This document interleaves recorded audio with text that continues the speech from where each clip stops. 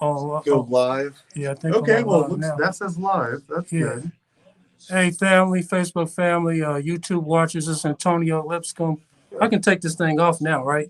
Oh yes, for sure. I'll hop in the other room and you can do that. I'll play your intro here in a second, sir. Okay, If thank you want you. to put on your headphones, you should be able to hear it. Okay. And don't worry about the person on the air. They and hold on one second. Okay, Facebook family, friends, YouTube watchers, George Truly, Antonio Lipscomb. I am in the back station of 1310 92.7, getting ready to come on. If you'd like to like, share, post this broadcast, and we'll be right with you in a minute. About 20 seconds. About 20 seconds. Okay. About 20 seconds, we'll be jumping right on and going from there. So let me see if I can get the right banner there.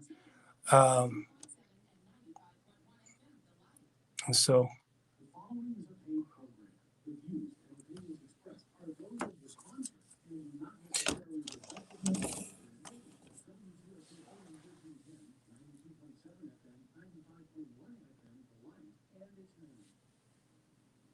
all right. So,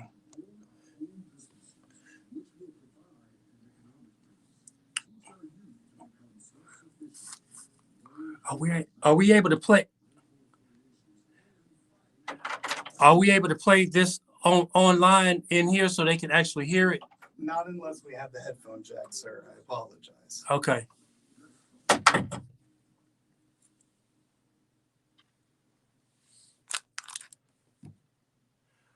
All right. We're in the studio today. My name is Antonio Lipscomb. I am your host of Black Power Presents. And certainly we're looking to have a wonderful, wonderful broadcast today. Hey, if you want to be involved, I have open lines today. Feel free to call in. 317 will be the number that you can call. We're just having fun here today. I'm actually on YouTube right now as well as Facebook. So if you want to follow us, just go to Black Power Presents, type that in your Google search, and you'll pull us right up. Now, for those who may be listening for the first time, just want to give you a backdrop of what our intent is in relation to this show. We want to see how we can get involved collectively by becoming unified in so many different areas that's needed in the community. One of the main areas is politically. We need to figure out what are we going to do politically to be able to pick the proper candidates that will represent our interests. Somebody might say, well, why is politics so important? I seem like when I vote, things never happen for me. Things never change. Seem like things are staying consistent. And that's primarily, in my opinion, because we have not looked at how we could collaboratively put an agenda together that will fight for us. And so when you pay taxes, you have the right to have access to the taxes that's being paid inside the federal government, being paid inside your local state, as well as your local body. And oftentimes, because we don't understand the process in its entirety, we just tend to throw away the whole thing and just say, well, I'll just vote Democrat and go from there. But what we need, in my opinion, would be a collaborative effort of seeing how we can fight for things that mean something to us. As we know, the coronavirus has affected us tremendously, and look like they're going to roll out some level packaging of medical supplies that will help, hopefully help somebody through this tragic need. And I would like to even hear from those who have been stricken by the COVID virus or been affected by the COVID virus and how that's panning out. I'm really trying to look back within this year and kind of give a little bit of a synopsis of how this year has treated you and what are your plans in moving forward into the new year is what we really want to talk about. Because I think one of the biggest things that we need to look at is the coronavirus. I mean, I tell you, a lot of people, a lot of families have been touched due to this coronavirus. And you may say, well, Antonio, why are you talking about politics and you're talking about the coronavirus at the same time? I'm glad you asked. Right now, I think there's a stimulus package that's being held up. I think the president has decided not to sign the stimulus package. And because of the lack of signature and him moving forward with it, I think he's calling for more money to be allocated, that there's been a standoff politically with the actual bill being able to be signed enough to get the necessary resources to those who need it the most. I know that this stimulus package, if my knowledge, will cover rental assistance. I think there was some type of loan for small businesses, as well as other amenities in there that will help with people who have been affected by the COVID virus. I tell you, a lot of loved ones have been gone. I lost my mother, and that's something that's really dear to my heart. And I know that there's others who have lost. Thank God it wasn't due to COVID virus, but of course, a lot of times you just really don't know why people are dying now because of such a strain on what's going on around us. And so I just like for you, let's talk. Let's talk. I mean, the lines are open. I really would like to talk to our community about what's going on. Now, let me say this to you. I brought up politics, so I'm gonna have to stay in that vein. And a lot of times when I bring up conversation, it's directly attended to what's going on locally. Okay. And I want to shed a light on what's going on things locally because I think it's very important. I mean, a lot of times you hear me criticizing the Democratic Party locally, and I'm registered as a Democrat, but I do criticize for the simple fact that I think that our local government is being led by the Democratic Party, yet we're still seeing struggles with the ideal of racism and discrimination being one of the main nemesis that we're struggling with. We just have to be honest. I mean, when you look at Indianapolis as a totality and you see what the world is saying about Indianapolis, one of the main areas that we say is wrong with Indianapolis is racism. And if we're going to be honest and have a real true dialogue about things when it comes to racism and politics, we just have to be upfront and just tell the truth. I mean, there's many ways that we can deal with correcting problems, but if we continue to stay in denial and not talk about the racism, and I'm thinking one of the ways that racism is being practiced is even through the coronavirus epidemic with the different type of drugs that's actually being available. I'm wondering, has anybody felt like they've been discriminated against based on the vaccine being distributed to your community? And it doesn't have to necessarily just be Black people. It's also poor people who are being discriminated against. I want you to call in and I want you to talk about it. Now, one of the things I think I was really being honest and really truthful about, is the fact that I brought up the fact that we're being led from a Democratic side, Democratic Party, and of course, I'm one of the main critics when it comes to that because when we were looking at things prior to the coronavirus, which we know the coronavirus is probably the number one thing that we need to focus on, but right behind it is homicides. And you might say, well, Antonio, why are you talking about homicides when the coronavirus is plaguing us like it is? But one thing we have to be honest is the fact that if it's not corona, then it's homicides. I mean, or someone being fatally shot. And I don't want to take our focus off of that. I want to continue to press the button on that and make sure that we do better, because even when the coronavirus has its way of settling down, we still have this huge problem of homicides here in our city. And I'm tying in the homicides with the coronavirus. I'm tying in the homicides with the lack of opportunity and the lack of resources being given to our community. I think I seen Larry on the line. Is he still trying to call in? Go ahead, Larry.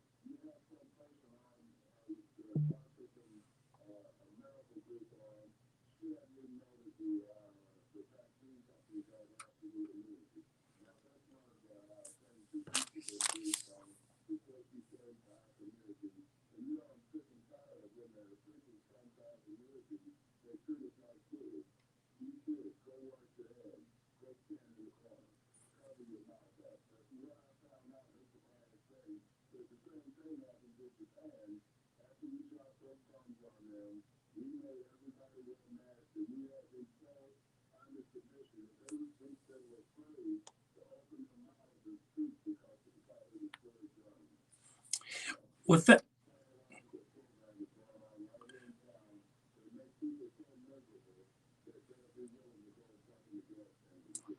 well, that makes a lot of sense, Larry. Thank you for calling. Hey, Larry's always had real insightful ways of putting things. And for my Facebook family and my YouTube family, I do apologize. We're in the studio. You may have not had the privilege to talk to Larry or hear Larry's comment and whatnot. But one of the things that stood out to me based on the messaging that I received as it relates to him calling in was due to the fact that he was talking about homes, foreclosures, and so forth with the bank and whatnot. And how do I respond to that? I mean, I think that one of the things we have to look at as African American people in our communities is trying to figure out how can we own our houses in our community and buildings in our community and so forth.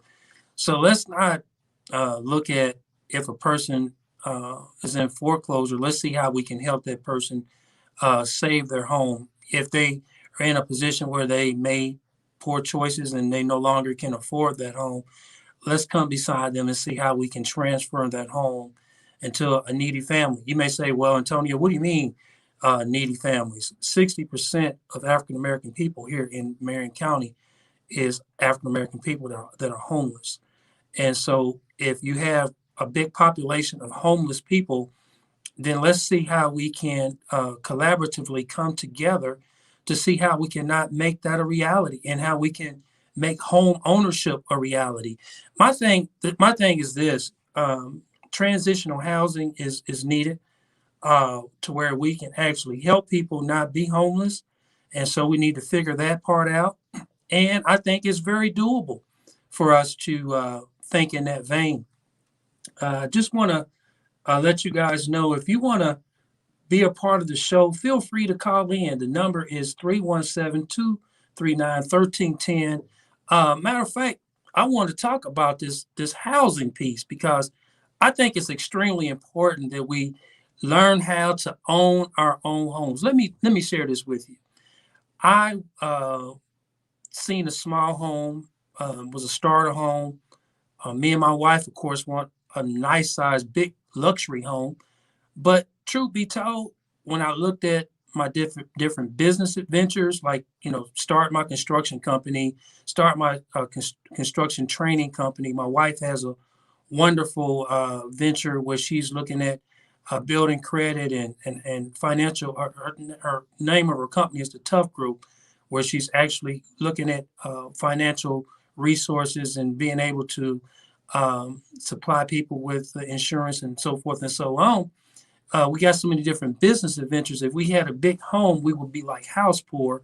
So what we did was we went and we just got us a regular home that we could afford. We built on that home, put a new furnace in the home, roofing's good, foundation is good, plumbing is good. We redone the plumbing system this year, and now the only thing we own our house is the taxes every year. And so when you don't have a mortgage, okay, you don't have rent, that gives you opportunity to be able to look at some entrepreneur pieces, or even respond to what Larry was talking about earlier. When you see a foreclosed home, why not buy it?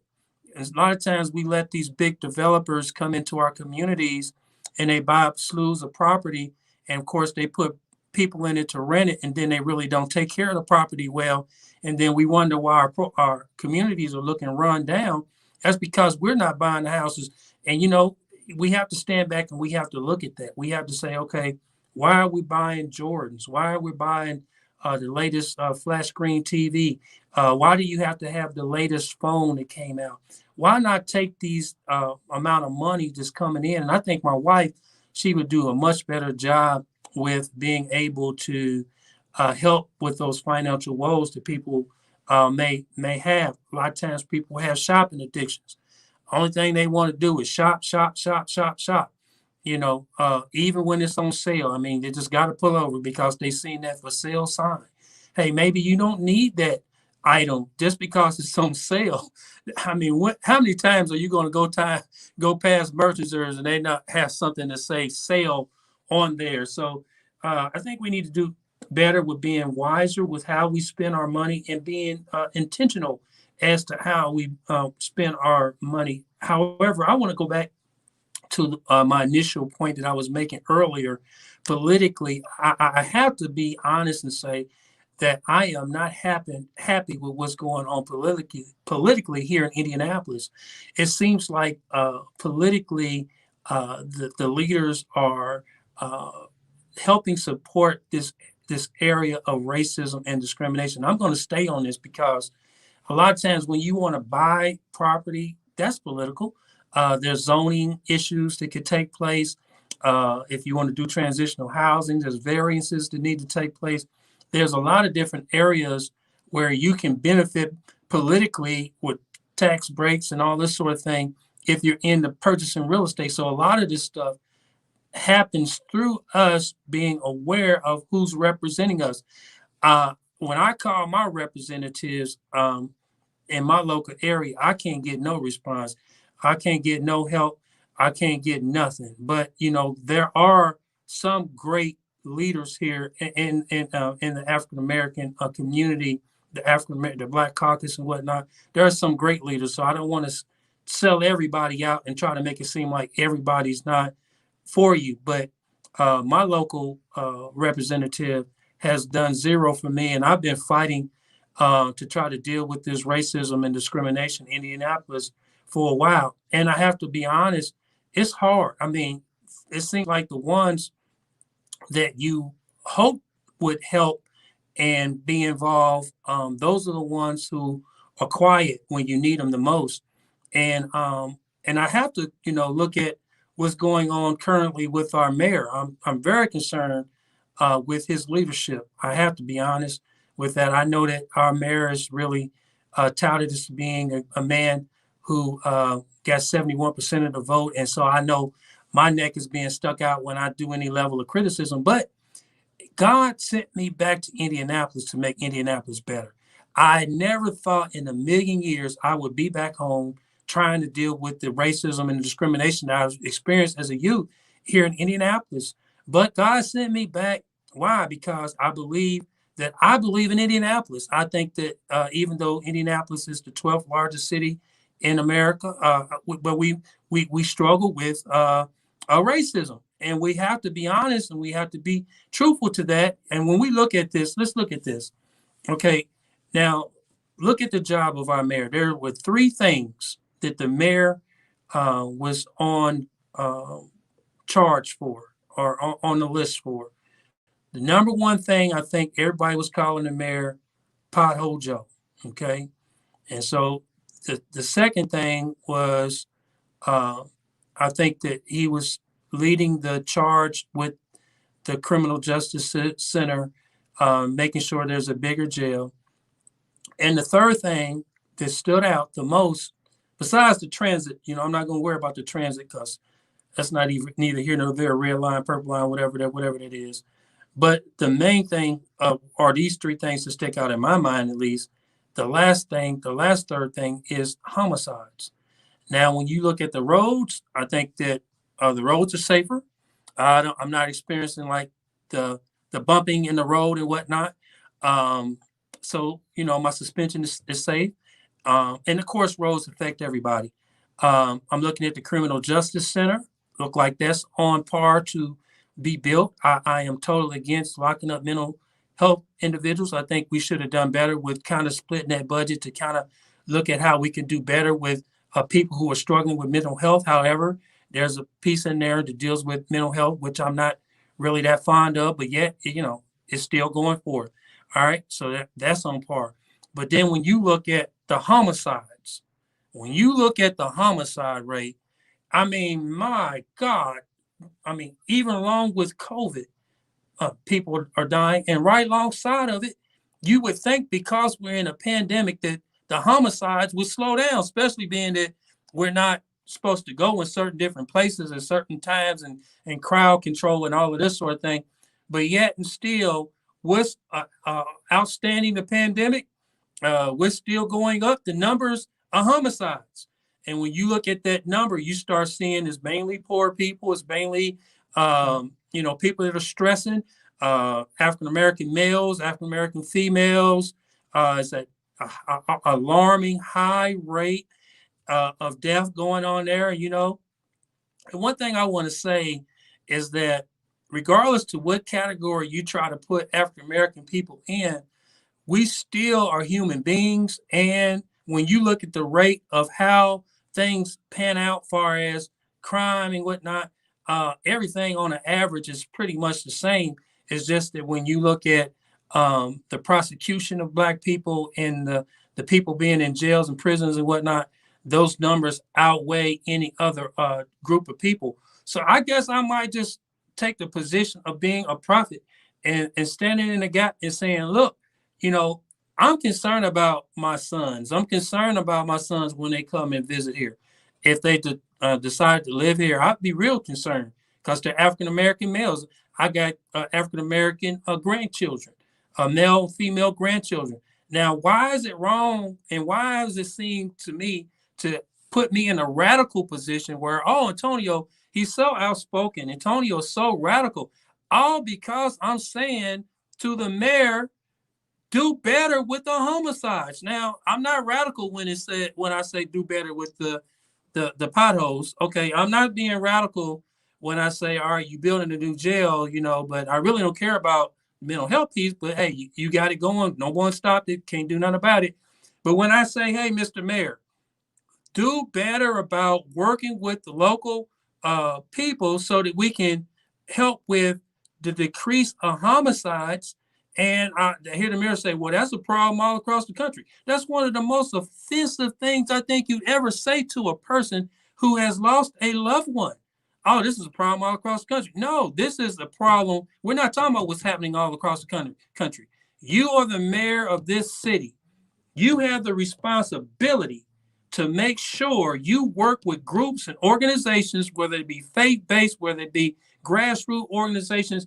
You have the responsibility as the mayor of this city to help put together a plan and a strategy that can be built into our budget to be able to decrease the homicide. Somebody say, well, we do give money to the violence reduction team, Shauna Majors.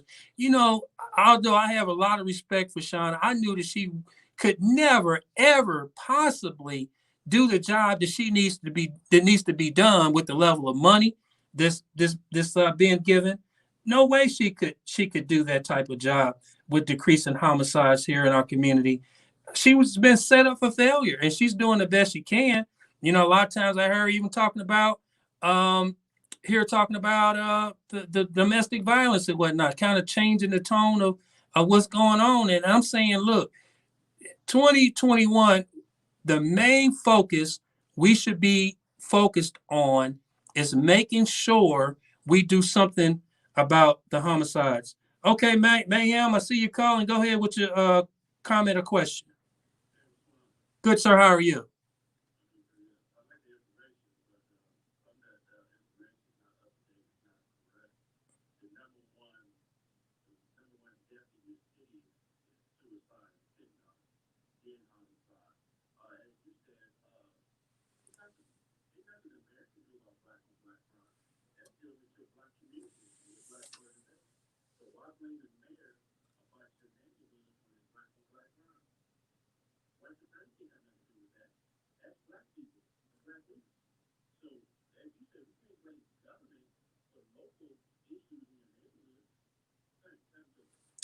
Okay, thank you for your call. And I understand where you're coming from, Mayhem.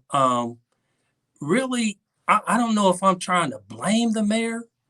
I'm just trying to hold people who have leadership responsibility accountable.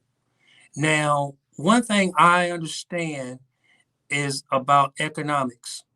I know for a fact that if you put opportunity into a community, crime goes down. Point blank. If you begin to reinvest the proper amount of money that needs to go into these troubled areas when it comes to the schools, when it comes to, like we talked about, entrepreneurship, housing development, when we start getting busy with treating everyone like they're a human being, and if proper investment goes into that community where people are getting jobs, they're getting training, they're getting access to career opportunities, you will see the homicide go down. And let me say this, let me be very clear.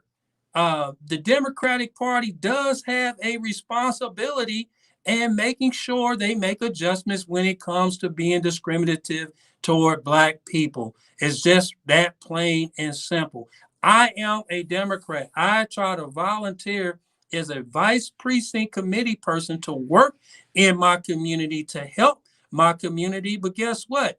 Because they know that I care about our community in a special way, and I'm looking to try to help politically make things become different, then I am shut out even as a Democrat. How in the world could that be? A man who owns his own home, lives in the community, have many outreach programs when it comes to reentry, when it comes to transitional housing, when it comes to entrepreneurship, when it comes to building. I have a lot to be able to give in our community. But guess what? Me personally, I'm shut out every time. So if I'm shut out, I can't even imagine people who can have a greater influence than me being shut out. So of course I'm going to call out the mayor. Of course I'm going to call out the chief of police. I think Randall has a ideal about policing that I don't agree with.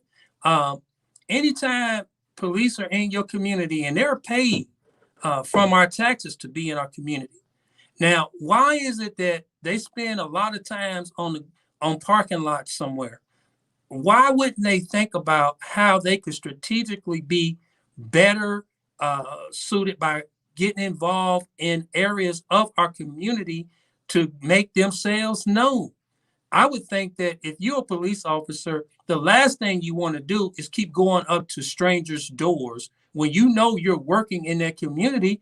Why not meet your neighbors or meet the neighbors or meet people, residents in that community to get yourself known? So therefore, when a homicide or a crime or domestic violence take place, you're not coming to the door as a stranger. You're coming to a door to want to try to help. Because what's the problem is the police department is so disconnected with the community that when they do show up to a disturbance, one of the first things they trying to do is see who they can lock up.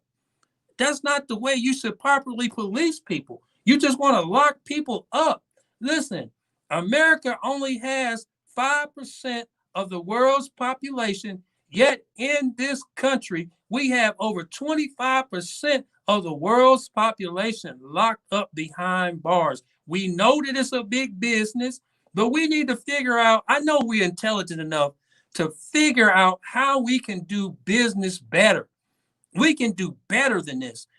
We should look at how we can empower people's lives instead of trying to figure out how we can lock them up and lock them down. Listen, you are listening to Black Power Presents. I'm your host, Antonio Lipscomb. Come on, let's talk, family.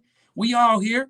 317-239-1310. Come on, talk to me. If you think I'm saying something wrong, then just say it. I mean, I'm here to talk to you. If you on board, just say it. I know that I am not going to talk and say things that everybody else is saying, because I have to do what I feel is in my heart to bring out what's wrong. You know, you can have the measles, and as long as it's on the inside, you may not know. But as soon as it comes out, then you know, hey, I got measles. They need to be treated. And a lot of times, what the problem is with discrimination in the Northwest area is covered up. And, you know, Donald Trump, you know, brought it out. That's just plain and simple. We brought it out. Whether you like it or not, he brought it out. Whether you like him or not, he brought it out.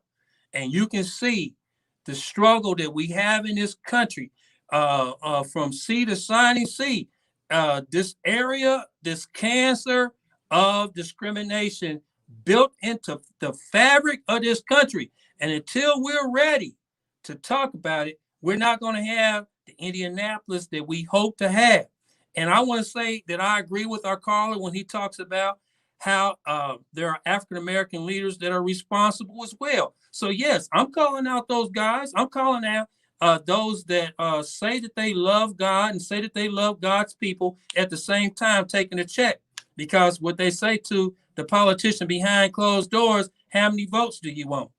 But they don't talk about the issues that would hold that individual accountable. And so come on, call in. I'm here. 317-239-1310. I am here. I'm ready to talk.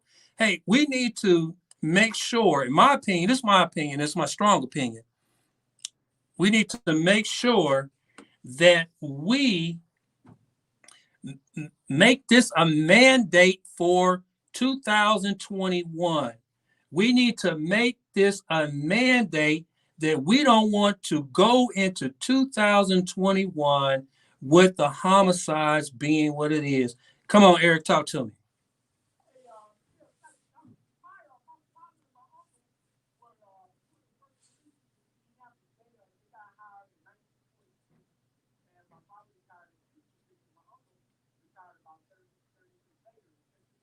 Mm-hmm.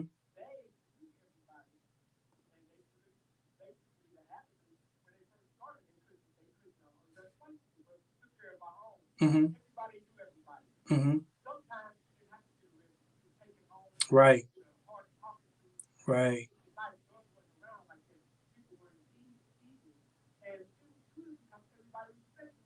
Right.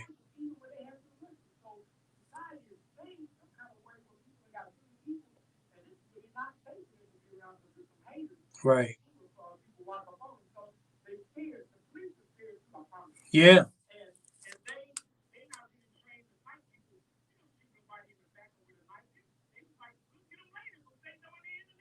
Right.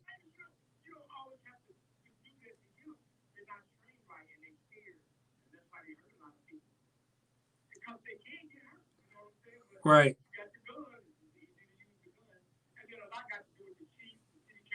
Right. Right. Right.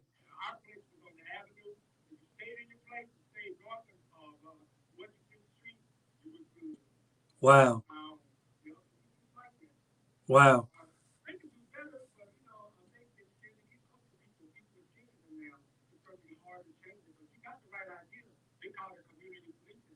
Right.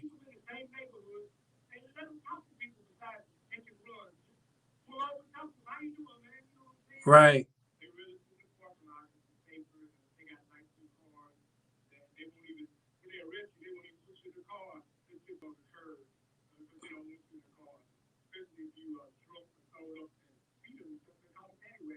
Right.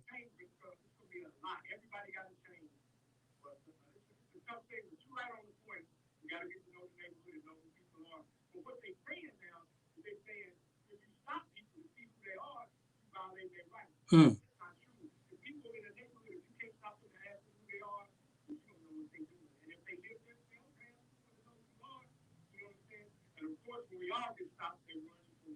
Mm-hmm. Right. Well, Eric, man, God bless you, man. Thank you so much for calling in, Eric. And thank you for giving me those kudos up, man. I'm very passionate about what I believe, and I just think things can be done better. And when I ask for a better response from our leaders, it's not because I'm trying to dog anybody. It's just that when you take that position as a police officer or chief of police, or you take that position of being the leader of our city, that's gonna fall back on you. I mean, if you the coach, even though, hey, you got players playing for you different positions, but you are the strategic person. You are the coach. You are hired to do that particular job so that you can put people into places so that they can produce. And just because you're black, as a black chief, that doesn't give you the right to keep that position if you underperform it. If you underperforming and you got the head of this created violence reduction and you don't see no productivity of that, then hey, you got to change. You just got to change. It's nothing personal. It's not me trying to personally attack anybody. It's the fact that we have to do better. We would do better if dogs were dying in our community. We would do better if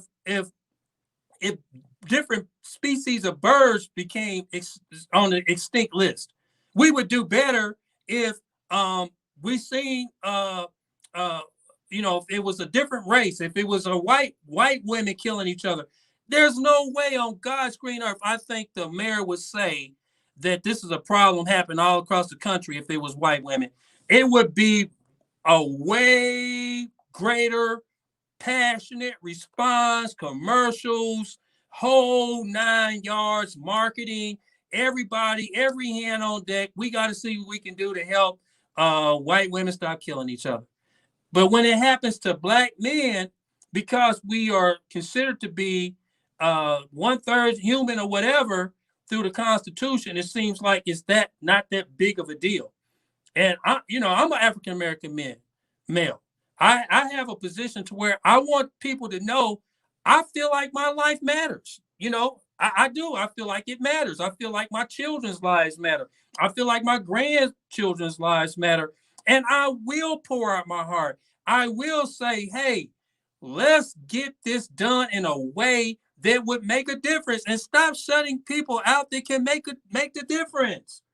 Why are you shutting people out that can make the difference? What is behind the messaging of you stopping people that are upcoming leaders who want to step in this space to make sure things are changing? If I could be in a position where instead of that young man killing that young man, if you would get me involved and allow me to help that person get training and get a job and get a career opportunity, what's wrong with that? Have I requested meetings with the mayor? Absolutely. Can't get in there to talk to the mayor. But one thing I can say that I give a kudos to is Vop Ops, the president of the city council. I have to give respect to him because guess what? If I call him, he's going to answer. He's met a couple of struggles that we had. And I'm saying this, I'm going to go on the record and say this. I don't believe Joe Halstead, our mayor, cares enough about black people to want to do something about it. So what we have to do as black people, we have to organize ourselves and start thinking about who's going to be a mayor that's going to represent 23% of the population that's black. We need to figure that out because obviously our mayor does not care enough to want to do that. So we have to collaboratively come together. You may say, well, no, stop blaming the mayor. The mayor is the head. You have to go to the head. You can't blame everybody else when you're not starting at the top. You have to go to the top and work your way from the top on down. And so I have very little, if any, confidence in our mayor. He does not talk to me, will not talk to me. I invite him on my show. Hey, Mr. Mayor, you're invited to come to Black Power Presents. I'm on 1310 92.7. If you feel like you're not scared enough to make the changes, you're invited on the show. I would love to talk to you. Requested it often. Still no response. And you have the authority to change lives. You can get people connected into Employee Indy where they can get jobs, they get training. People be too tired if they get off work. They ain't gonna want to go smoke Joe. They like, man, I just worked 12-hour shift. I'm not gonna get up and shoot that man. I'm tired. Let me go to sleep. I'm taking care of my family. I just bought a house. I got a future. I don't want to do that type of activity. It's just that plain and simple. Yeah, provide mental health services for people when they get on drugs. Don't throw them into jail. Get them treatment where they can get off. Support them. Help them. Am I saying something wrong, family? Come on, talk to me. 317-239-1310. Why not care about people? You care about the different corporations and making sure they get tax cuts and whatnot. Does corporations, are they more important than people? I guess so. Because guess what? All throughout the world, they know we have a racist, discriminative practice in our community that needs to change. Now, when I say it, I'm radical, I'm this, I'm that. When the governor says it, oh, he's his, heroic. When he says it, when I say it, I'm a Black Panther, But nevertheless, I want you all to continue to call in 317-239-1310. I want to get your response on this because guess what? If I can motivate you to say, hey, no more homicides and let's decrease the number of homicides 2021, that's my main goal. If you want to give me something, give me the homicide rate going lower. I don't want to go into another year ignoring the homicide rate. And we have to start at the top. Do we have Michelle? Okay, go ahead. Let me hear your call. I just want to come on here and say you are absolutely right in everything that you are saying. Thank you. I'm not saying anything wrong. Thank you. The problem is that we as blacks are also scared. Mm-hmm. For whatever reason, we're scared to stand up. Mm-hmm. We're scared to go to jail. We're scared to stand up for our own people. Mm-hmm. We're scared to go to jail for our own people. Mm-hmm. We're scared to do the right thing. And one of the things that I am trying to change is I have grown, I have built a advocate, Mm-hmm. advocate for Mm-hmm. black men, women, boys, girls. Mm-hmm. Coming out of prison, I'm sorry, coming out of prison or whatever. And I'm trying to get that up and running. Yes. All comes in front of me. I'm trying to build curriculum Mm-hmm. for these people. I'm trying to buy an apartment. They come home, Mm-hmm. and my motivation for them is never go back. That's right. Never have to go back. Well, let me say this to you, Michelle. I actually have an organization called Indiana Reentry. If you just type it in Google, it's Indiana Reentry, and it has the same exact thing that you're hoping that you can do. We already got it going. And I would love to talk with you to see what type of curriculum that you're building, because this is what we need to do. We need to come together. I actually started a church called a community church, Indy, and primarily we want to put God first, obviously, right? And then, of course, we work within our gifts and our talents, and we put that passion to work to having that work for people. And so I would love to get with you. Ethan will leave your information with Ethan. And a matter of fact, go on indianareentry.org. And I want to give a shout out to Scott Holt. He's actually the director over community corrections, and we've been talking. And I want to see how we can get people like yourselves together so we can work together and make this happen. God bless you and happy holidays to you, okay? God bless you and your family as well. And I would love to work with you. Okay, leave your information with Ethan and we'll get with you on tomorrow, okay? I sure will. Thank you. Blessings now. You too. Okay. Don, go ahead with your comment, sir. Good, sir. How are you? Mm-hmm.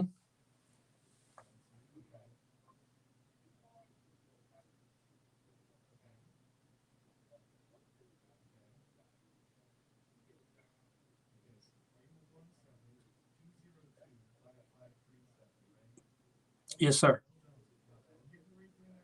Mm-hmm. Mm-hmm.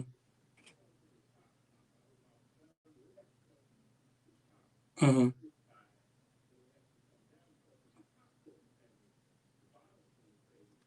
Right. Well, let me ask you this, Don. I mean, I don't want to.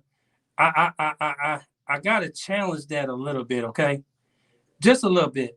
You know that gospel song that say, "Clean up around your own front door before you try to clean up around mine." What I mean by that is, it's very difficult for us, being the 12th largest city in America, to be able to criticize other areas of the United States.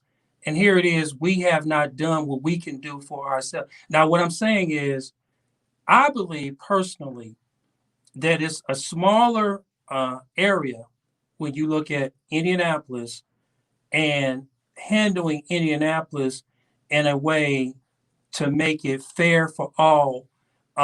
If we can pull that off, then I think that we can stretch out regionally and nationally. I think that if we're not taking care of our own city, and what I'm saying, Don, just entertain me just for 1 second. Look at Black people. We make up 23% of the population here in Marion County. And that's the reason why we have a mayor that will come and eat chicken dinners with us. He will do the cha-cha, the slide, and all of this kind of stuff. But he will not help us build Black businesses. He will not allow us to be a part of economic development. I mean, these are things that if we had a mayor that we believed in, and when we presented our ideas, especially the Black Caucus and all of this, when we present the NAACP and all of this, when we present an idea to him, it's almost as though he's so arrogant to the point that he feels like he doesn't have to do anything we're requesting. And I agree with you. It's our fault. We allow that type of behavior to happen. And one thing I like about Amos Brown, I know we're running out of time, but one thing he told me, he said, I called him. I said, I got this big political thing I want to do throughout the state. He said, Antonio, get Indianapolis right. If you can get Indianapolis right, you'll be good with everything. I got about 10 more minutes. Don, do you want to make a small comment? Because I cut you off. You want to give me about 30 seconds, and I got to go to my next call.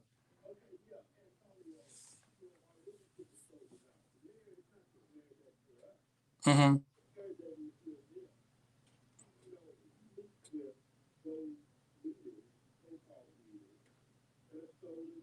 Okay. Mm-hmm. Right.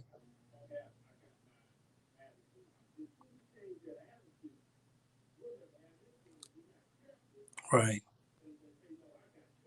Right. Yes, sir. That's right. Hey, Don, man, I thank you so much for your call, man. Right on comments, and we appreciate you, man. Stay safe, all right? Okay, go ahead, Anonymous. Go ahead. We got about what, 7 more minutes before we got? Okay, go ahead, Anonymous, with your comment or call, question. Good evening. Who am I speaking? Oh, you said Anonymous, so I can't ask who I'm speaking with. You just said my name so clear, I'm thinking maybe this is somebody I know, but go right ahead.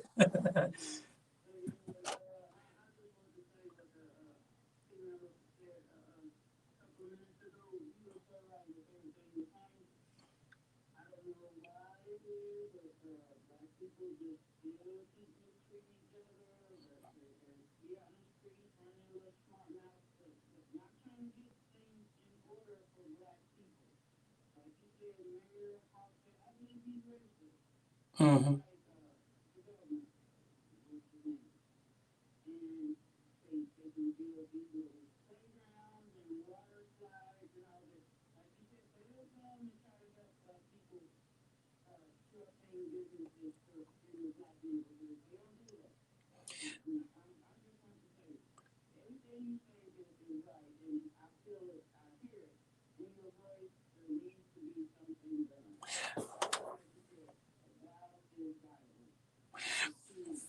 And I agree with you, and thank you so much for calling. And I want to say to you, and to my radio listening audience, as we get ready to close within the next few minutes, I want to say to you very clearly this: we have to get a plan we had to stick with that plan. Somebody said, well, we got an agenda, but the agenda is not clear enough for everybody to understand it.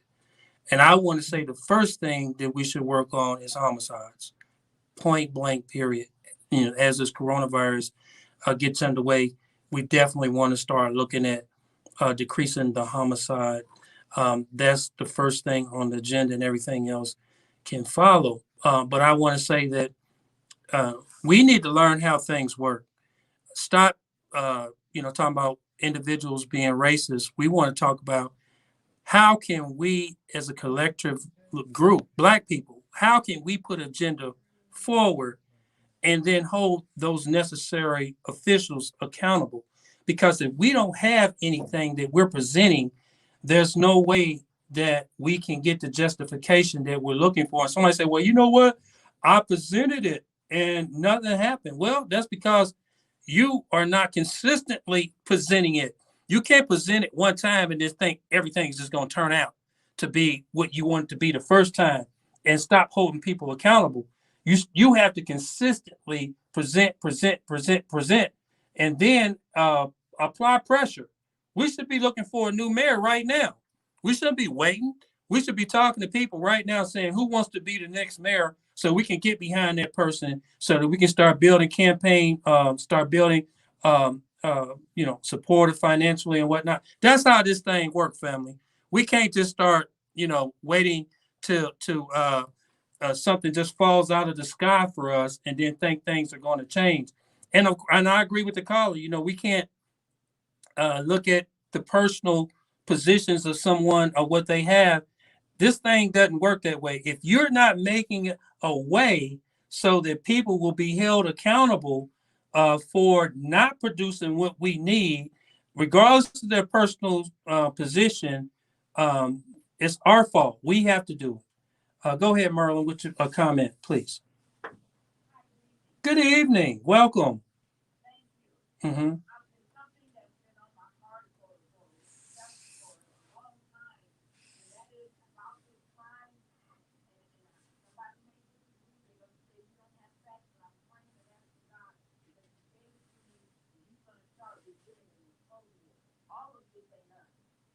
Mm-hmm.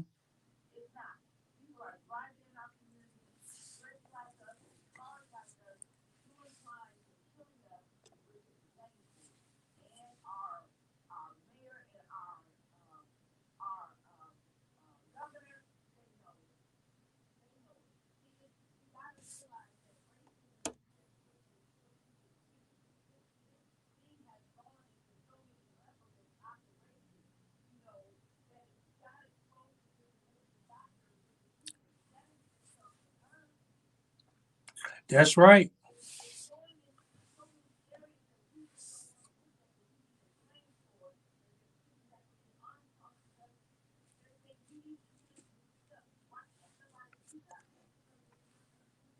Well, I'm sorry, I don't mean to cut you off, Merlin, but you got a great point.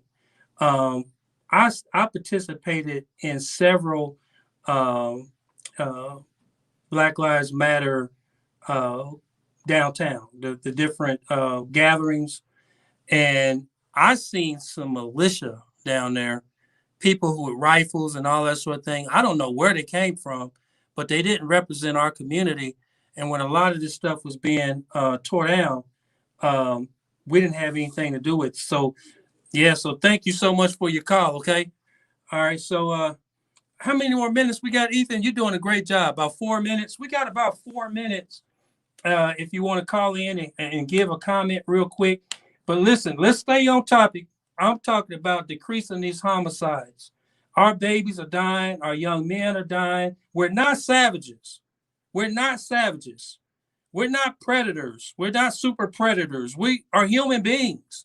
Um, we want the same type of opportunity, the same lifestyle that everyone else has in Indianapolis. It should be a story of the poor struggling so bad to the point that they're so desperate that they do stupid stuff. All right. We got to figure out how we can make a difference in our community. And if you're listening to me and you listen to my show, my broadcast with Community Church, Indy, these are the type of things that we talk about as a church, because the church should be a movement. It shouldn't be an event. And sometimes we're having more events and flag waving and stuff like that, and we're not looking to transform people's lives, not only from just a spiritual position, but also economic, social, political, etc. We need to make sure that we do a better job at helping those who need it the most. And so I want to encourage you. Listen, before I get off the air, I got about 2 minutes. I want to tell you that we started a construction company, Love Life Construction. So if you have different projects that you want to get done, feel free to call my office, 317-991-3150. Let's keep it in the house, because guess what? We're hiring those young men that are troubled. We're hiring those who are looking to move forward. So I got John. I think I got about 1 minute, John. Go ahead real quick. 1 minute.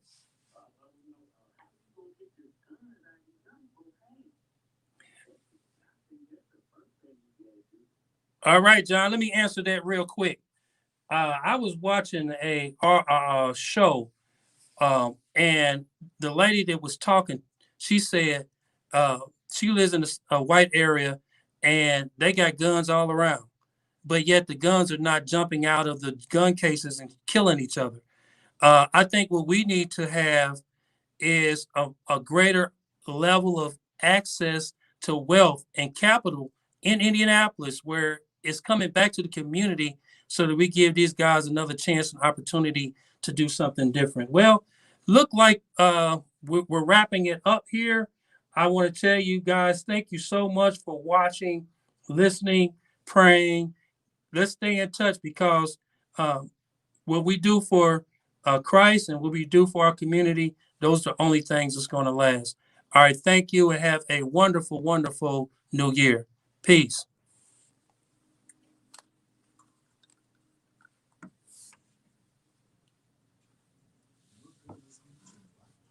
All right, family. I'm sorry you guys weren't able to get the calls that came in. I don't know.